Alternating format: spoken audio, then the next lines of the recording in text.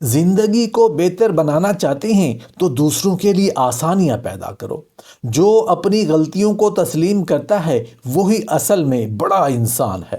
دعا کبھی ضائع نہیں جاتی، یہ صرف اچھے وقت کا انتظار کرتی ہے۔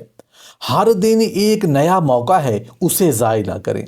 اپنے خوابوں کو پورا کرنے کے لیے محنت کرو، ورنہ کوئی اور آپ کو اپنے خواب پورا کرنے کے لیے استعمال کرے گا۔ جو شخص صبر کرنا سیکھ لیتا ہے وہ اپنی منزل کے قریب پہنچ جاتا ہے۔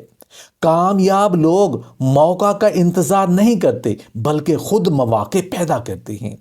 حدیث معراج میں ہیں، اللہ پاک نے فرمایا، اے احمد صلی اللہ علیہ وآلہ وسلم، کیا آپ جانتے ہیں کہ کون سی زندگی سب سے زیادہ خوشگوار ہے اور کس زندگی کو بقا حاصل ہے؟ نبی کریم صلی اللہ علیہ وآلہ وسلم نے عرض کیا، نہیں اے میرے پروردگار۔ اللہ پاک نے فرمایا، جس زندگی کا حامل میرے ذکر میں سستی نہ کرے، میری نعمتوں کو فراموش نہ کرے، میرے حق میں جاہل نہ ہو، اور دن اور رات میری رضا مندی کے حصول میں مصروف رہے۔ اپنے دشمن سے نہیں، اپنی کمزوریوں سے ڈرو۔ زندگی میں کچھ کھونے سے گھبرائیں نہیں، کیونکہ جو اللہ کی مرضی سے جاتا ہے وہ بہتر کے لیے ہوتا ہے۔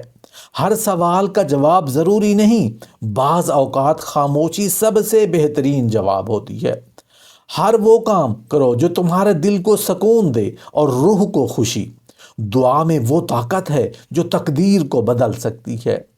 علم پر خرچ کرنا سب سے زیادہ نفع بخش سرمایہ کاری ہے۔ جو لوگ ہمیشہ دوسروں کے لیے اچھا سوچتے ہیں، اللہ ان کے لیے آسانیاں پیدا کرتا ہے۔ ہر شکست ایک نئے سبق کی شروعات ہے۔